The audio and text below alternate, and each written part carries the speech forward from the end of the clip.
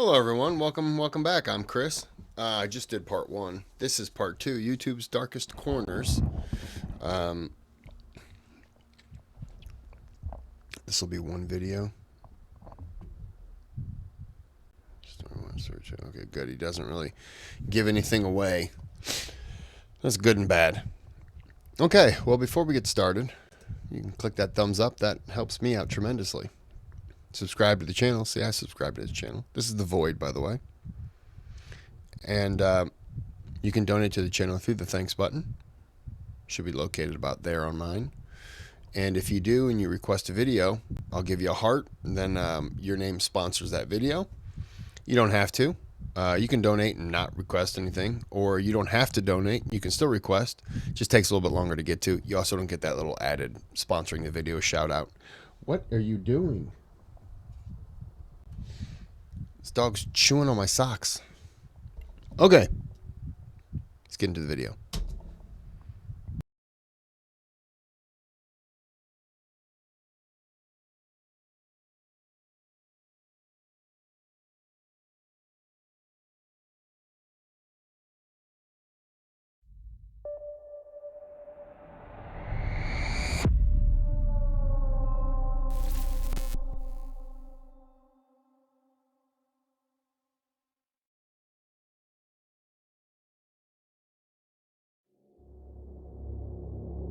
You can find just about anything on YouTube, everything from DIY tutorials to weird conspiracy theories.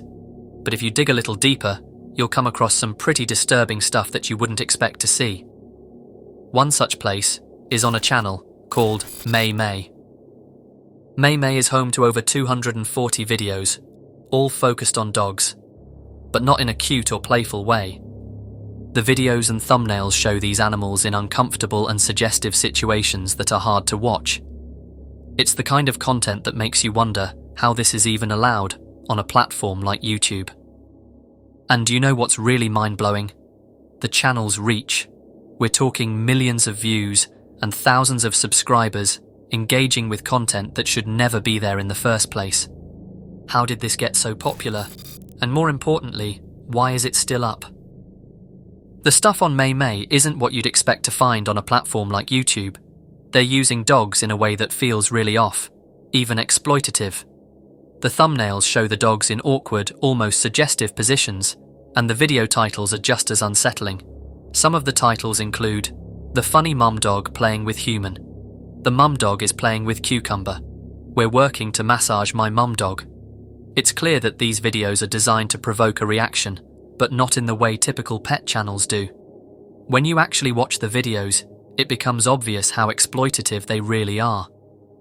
The person behind the camera often zooms in on the dog's private parts, sometimes even touching them or recording when the dog is cleaning itself.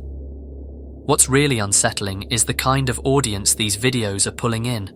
Just a quick look at the comments shows that these aren't just random viewers, they're people who are fully invested, encouraging more of this disturbing content. It's obvious the channel has built a small but committed community around something seriously troubling. They're not just watching, they're sharing it, talking about it, and even pushing for more. You should show yours to compare the two. Amazingly beautiful. She knows how to F all day. She enjoys foreplay. It seems she's used to it. Thank you, sir. Carry the dog to the rice field so that it is level and can be inserted all the way in. This kind of behaviour shows that there's a specific audience being targeted and catered to, one that is disturbingly comfortable with what they're seeing. It's not uncommon to find videos with titles that leave little to the imagination or entire playlists dedicated to the same disturbing themes. But then, almost everything disappeared. Whilst working on this video, the channel, which had been filled with hundreds of public videos, suddenly went dark. Nearly all of the videos were set to private overnight. It was like watching someone erase their tracks in real time. I was hoping that the channel got suspended or something, but maybe they felt that there was some heat coming on them. I don't know. wasn't hard to figure out why. The creator himself left a comment on one of his remaining public videos, complaining, "No ads. Yellow and restricted." YouTube had cracked down on his channel, stripping away its ability to earn revenue. But instead of deleting everything, he chose to hide it. Was this just a temporary move, a way to wait out the restrictions? Or was he saving the content for another platform, or maybe even another YouTube channel? And that's when I found CatCapQ. Hidden in a playlist on the channel was a channel almost identical to May, but for cats. Something about it felt familiar. The videos, the settings, even the dogs who would sometimes make an appearance, all eerily similar. It didn't take long to connect the dots. This channel is being run by the same person, simply uploading under a new name. With over 500 videos and 2,000 subscribers, CatCapQ seems to be his second attempt at one thing: making money. You see, the channel May wasn't making him much money. Like he said in a comment, his content is yellow and restricted, and in YouTube's words, it means that he's turned on monetization for a video, but their automated systems or policy specialists believe that the video doesn't meet the advertiser-friendly content guidelines. As a result, his I get that from time to time on videos. It just doesn't make sense as to why it's limited. Yeah, it's random things. earnings will dip. But here's the shocking part. This new channel is running ads. It isn't restricted like May. It's likely that CatCapQ is part of the YouTube Partner Program, which means someone at YouTube had to manually review the channel and decided it was okay for monetization. Think about that for a second. Someone actually looked at those thumbnails, titles and videos, all centered around animal exploitation, and thought, yeah, this is fine for ads. It's insane that a channel like this could pass human review and still be deemed suitable for generating revenue. And it's clear that nothing has changed. The content remains just as weird, and the comments are equally disturbing. It's like the channel hasn't skipped a beat, continuing to post the same exploitative material with no real consequences. And this is just 2 channels we're talking about. When you look at the suggested videos linked to these, I found more channels with similar content. Who knows how many are out there, flying under the radar and profiting off the same disgusting material? It feels like we're seeing a new tactic for exploiting animals on these platforms. Remember those fake animal rescue videos that were everywhere on YouTube and other platforms a while back? People were staging dangerous situations just to film a rescue and rake in the views. After all the backlash, those videos seemed to disappear. Was this a well-known thing? Because I don't know anything about it. Because I don't really watch animal rescue videos, so I'm out of the loop on that. But now it looks like this could be the next way to cash in, using these animals in sexually suggestive and exploitative ways to attract the wrong types of people to their videos. But with so many viewers and subscribers, we really need to find out one thing. Where are these viewers coming from? Are these videos being shared in hidden online communities, or are they just the entry point into something even more disturbing on platforms like Twitter or Telegram? It's hard to know for sure, but it's a worrying thought. It makes you wonder if these channels are acting as gateways into something much worse.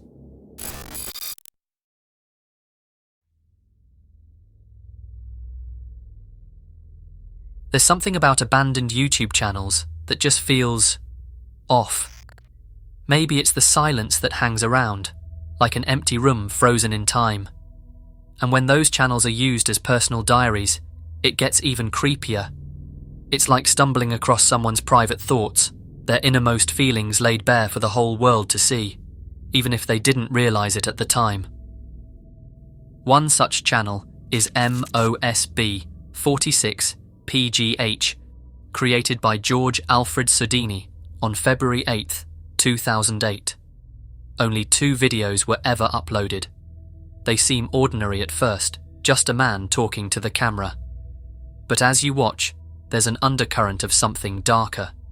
Both videos were homework assignments for a self-help seminar Sodini was attending, but they also hint at his feelings of isolation and disconnection from the world around him. These videos weren't popular, barely seen by anyone at the time, but looking back now, they feel like the pieces of a disturbing puzzle, clues to a tragic ending no one could have predicted. Because just over a year later, George Sodini would commit an act of violence that left a community in shock. George Alfred Sodini seemed like a regular guy on the outside. Born in 1960, he was 48 years old and worked as a systems analyst at the law firm K&L Gates in Pittsburgh. He lived alone in Scott Township, Pennsylvania, a quiet, nondescript existence that didn't hint at the turmoil brewing beneath the surface. But inside, Sodini was struggling. He'd been lonely for years, feeling completely disconnected from the world around him. The last time he had a girlfriend was in the mid-1980s, and the frustration of that dry spell festered into something much darker. He believed that no matter what he did, no woman would ever be interested in him. This wasn't just a passing thought. It consumed him, twisting his perception of himself and everyone around him. In a desperate attempt to change his life, Sodini attended a self-help seminar that promised to teach men how to be more successful with women. The topics ranged from superficial tips, like which colour necktie to wear, to more complex advice on overcoming childhood trauma. For Sodini, this was a lifeline, a way to fix what he believed was fundamentally broken inside him. One of the seminar's assignments was to create a video tour of his home. The idea was to make his living space more inviting and attractive to women. In his video tour, Sodini walks through his house, talking about various upgrades and changes he's made. But even as he follows the assignment, there's a sense of detachment in his voice. It's like he's going through the motions, checking off a list, but not truly believing in what he's saying. 32-inch is my computer. Let me pan out a little bit. Computer is connected to the stereo, which I listen to my MP3s and everything else. Pan to the other side. Speakers on each side are large. They double as end tables. Okay, couch and chair, they match. The woman will really be impressed. It's a glimpse into the life of a man desperately trying to find a solution to his loneliness, using whatever tools were available to him, even if they seemed superficial and inadequate. By November of that year, Sodini's frustration had turned into something much darker. He stopped making YouTube videos and instead started writing online diaries. These entries are chilling to read now. They're filled with anger, resentment, and a growing obsession with revenge. He fixated on the idea that women and society as a whole were deliberately rejecting him. In one of his entries he wrote, "Girls and women don't even give me a second look anywhere. There is something blatantly wrong with me that no goddamn person will tell me what it is." He began to outline what he called his exit plan, a euphemism for a horrific act he was planning. He wanted to make people pay attention, to force them to see the pain he felt every day. He wrote about his frustrations with his family, his job, and most disturbingly, his thoughts about hurting others.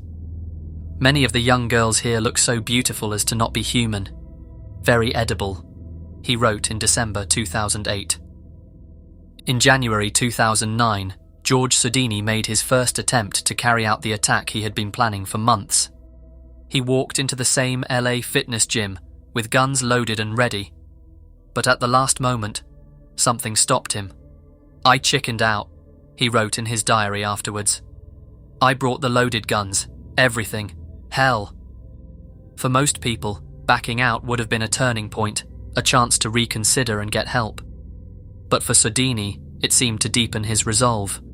Over the next several I don't understand how you can feel that low and want to take your pain out on random people. There's therapists, there are There are hotlines, I'm sure. I mean, I know there's a suicide hotline, but if any one of you are in the same situation where you just feel like you're hopeless, let me know in the comment section. Like, I'll give you my email. It's not like I'm going to give you some great advice or you're going to hear it and be like, oh, that's it. No, but trust me, there is nothing worse than feeling inadequate. It will spiral you into a depression to where nothing feels like you're good enough. But you got to remember, and the hardest thing to remember is, just like a depression, I've been through 2 depressions. I know exactly, how it goes. The thing that's hurting you is right up here. Right up there. It's in between there. That's your worst enemy. You have to change, and it's difficult. Trust me, I get it. You have to change your mindset. You have to change yourself.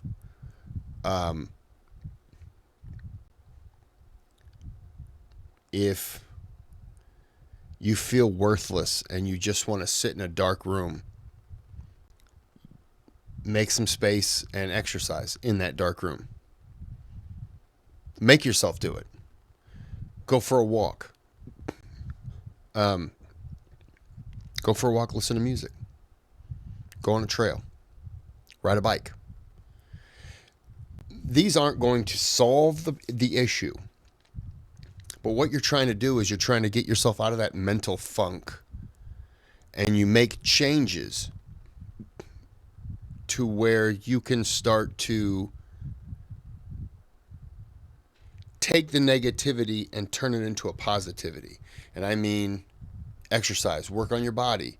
You want to slim down, you want to build muscle, whatever. Take whatever it is and change it into something else. Take all the negativity and put it into something that will make changes to you. And that was what I did for my second one. The first one, it was bad. It was really bad. It was months fighting with my dad all the time.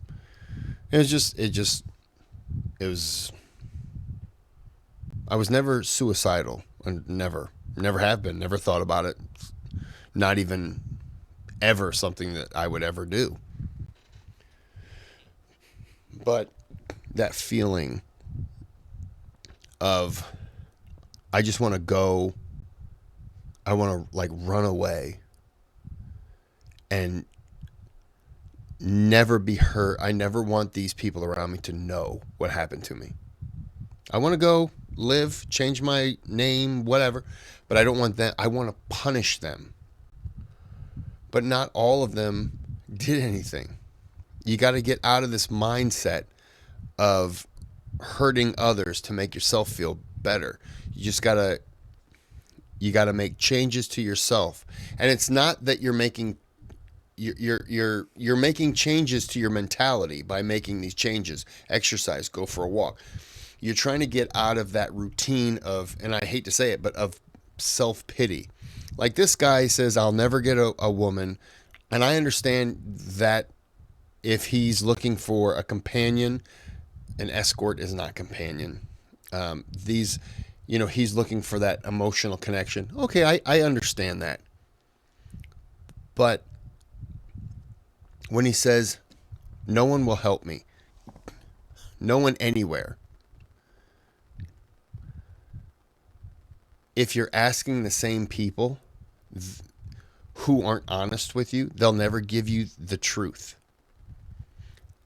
Ask random people, join a membership somewhere or whatever, therapist, and then start digging into your issues. There's always something that needs to be resolved, and men and women who have a trauma like this or some sort of issues in the past, it's an uncomfortable stink because the new person doesn't want to deal with all that, because they're going to be the ones who feel like they take all that on, and like they have to fix you, and they don't want to fix you. They want to fix themselves. So, you know, I'm just going on a tangent here, but there are better ways, and I'm telling you, leave something in the comment and I'll give you my email and even reach out to you by phone. Like there are easy things you can do, and the easiest way to do is to start by just reaching out. That's all it takes. But don't do it this. Don't go this route. Months, his diary entries became even more erratic and disturbing. He wrote obsessively about his feelings of rejection, his anger towards women, and his frustration that he couldn't change his life, no matter how hard he tried. Then, on August 4th, 2009, he decided to try again. It was around 8:15 p.m., and the women's aerobics class at the LA Fitness Gym in Collier Township, a suburb of Pittsburgh, was just getting started. Sodini walked in, carrying a duffel bag. He placed it on the floor, turned off the lights, and without a word, began shooting. He fired 52 rounds from 2 Glock 9mm pistols. People tried to escape or hide, but the dark, crowded room offered little protection. When the shooting stopped, 3 women were dead, and 9 others were injured.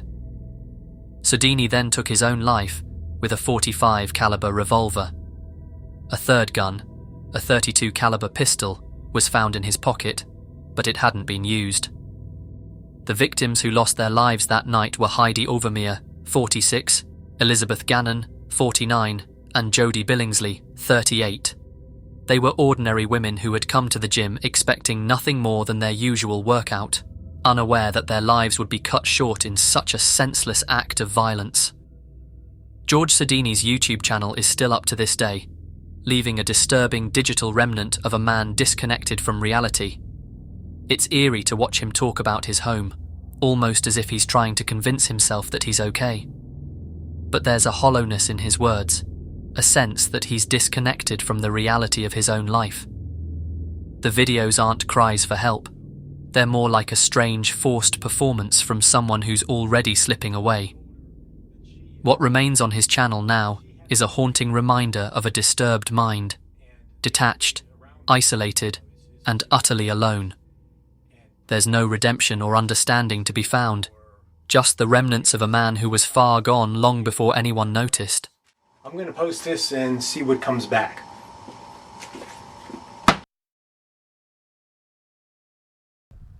Sorry about that. My phone keeps blowing up. All right. Story 3.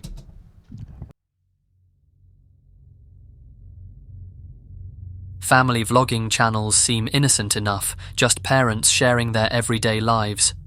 But there's something unsettling about them. Think about it.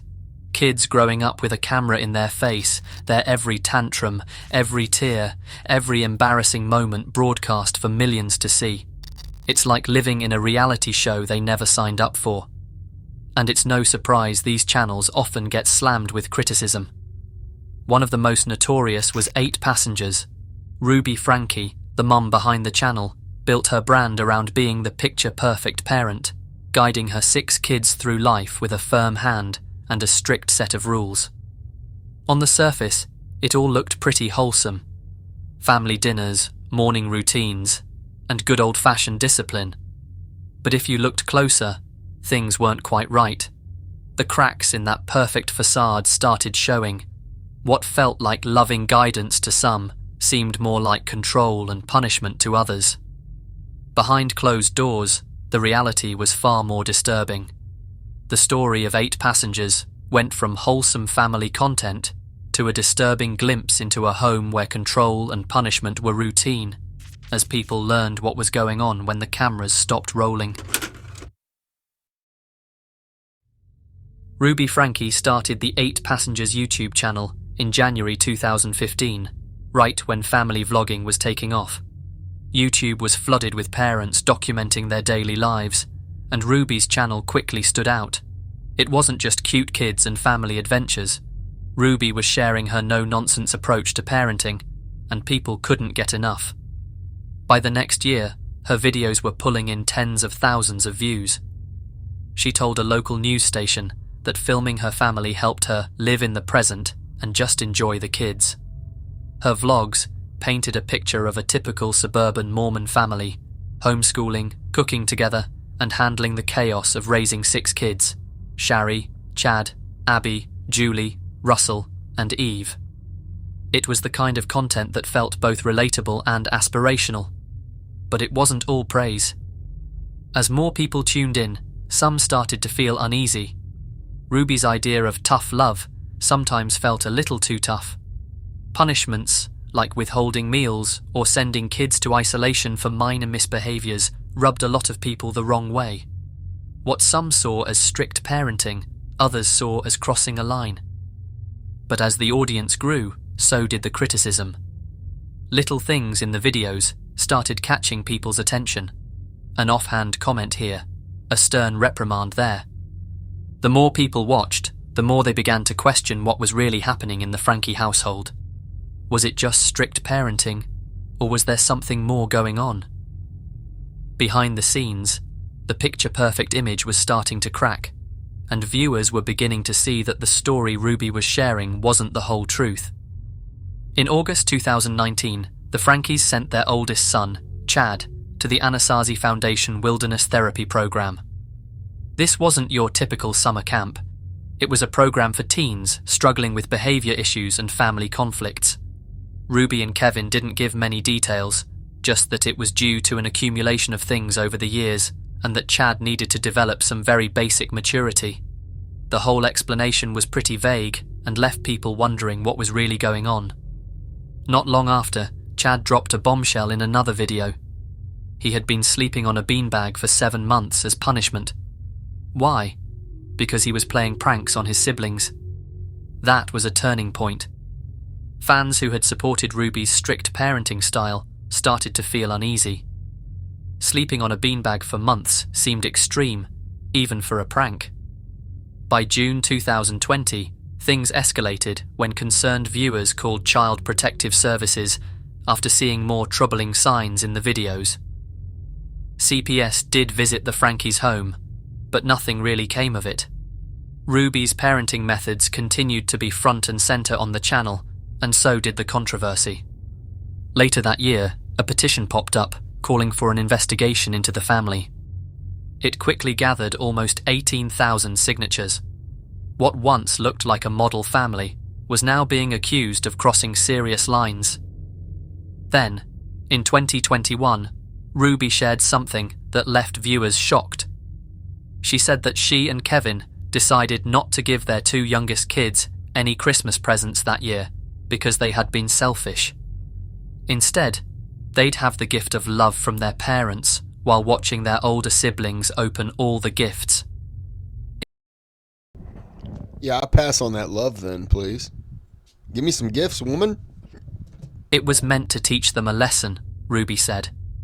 But to many, it just felt cruel. That wasn't the only eyebrow-raising punishment. Ruby once mentioned that she wouldn't let her kids eat breakfast until they finished their chores, casually adding, "My kids are literally starving." Her tone was so calm and detached, it made the whole thing even more disturbing. There were also troubling stories about her youngest daughter, Eve. When her kindergarten teacher reached out because Eve had come to school without lunch, Ruby refused to bring food, saying Eve had lied about packing her own lunch. Eve is responsible for making her lunches in the morning, and she actually told me she did pack a lunch. So the natural outcome is she's just going to need to be hungry. And hopefully nobody gives her food and nobody steps in and gives her a lunch. It was this kind of rigid, unyielding attitude that turned more and more viewers against her. Then came the breaking point.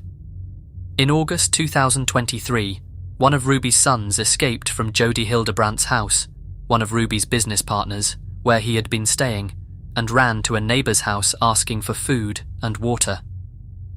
The neighbor noticed duct tape on the boy's wrists and ankles and immediately called the police. I kind of remember a kid with duct tape on him because I've heard the 911 call. Oh, so this is that crazy woman. The boy was taken to the hospital with severe injuries from being tied up and was also malnourished. It was a horrifying revelation that shocked everyone who had followed the family's journey online. Doorbell camera footage captured the moment the boy arrived at the neighbor's house. Seeing that the boy was emaciated and covered in wounds, the neighbor offered him water, a banana, and a chair to sit down before calling authorities. Holding back tears, the man described the boy's condition, saying he was hungry and thirsty, and waited on the phone until an ambulance arrived minutes later. Franca's son then directed police to Hildebrandt's home, where they executed a search of the property. Inside the house, they found the boy's 9-year-old sister inside a closet with her head shaved.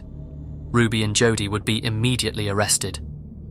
On December 18, 2023, Ruby Franke pleaded guilty to 4 counts of aggravated child abuse, and just over a week later, on December 27th, her business partner, Jody Hildebrandt, also pleaded guilty to the same charges. It was discovered that the kids were also forced to stand outside on a cement patio in the scorching summer heat for hours and even days, barefoot and exhausted.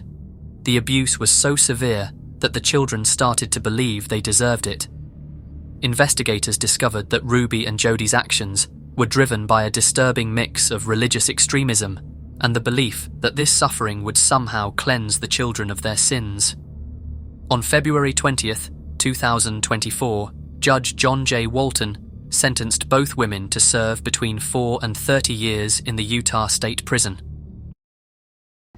Let's get a petition to get that up to 30, because that's ridiculous. That's just ridiculous.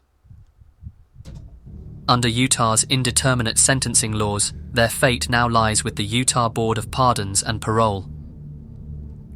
Although the original 8 Passengers channel is gone, their second channel is still up. Watching those videos now, knowing what was really happening behind the scenes, is deeply unsettling.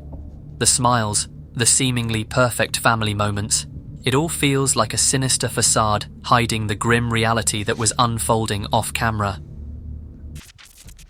And the sad part is, the more that she kind of started these punishments and people interacted with them like, yeah, hey, that child deserves it, just strengthened her to do more. You know, and those people encouraging that are not blameless in this. You know, you can't encourage that to a point, and then I can't believe she did. Like, she just really went off the deep end. Yeah, well, you were pushing her feet closer to get to that deep end. Other people, I'm sure, pushed her over with her own willingness, but like, you had a hand in this too. I feel so bad for those kids, thinking they deserved it.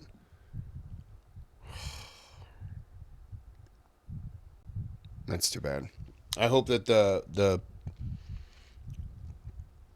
I didn't hear anything about the father. Did the father? He must not have been involved in that. Okay, well, we're going to end this here. I hope you learned not to do that. But, hey, stop. But until next time, have a good day, have a good night.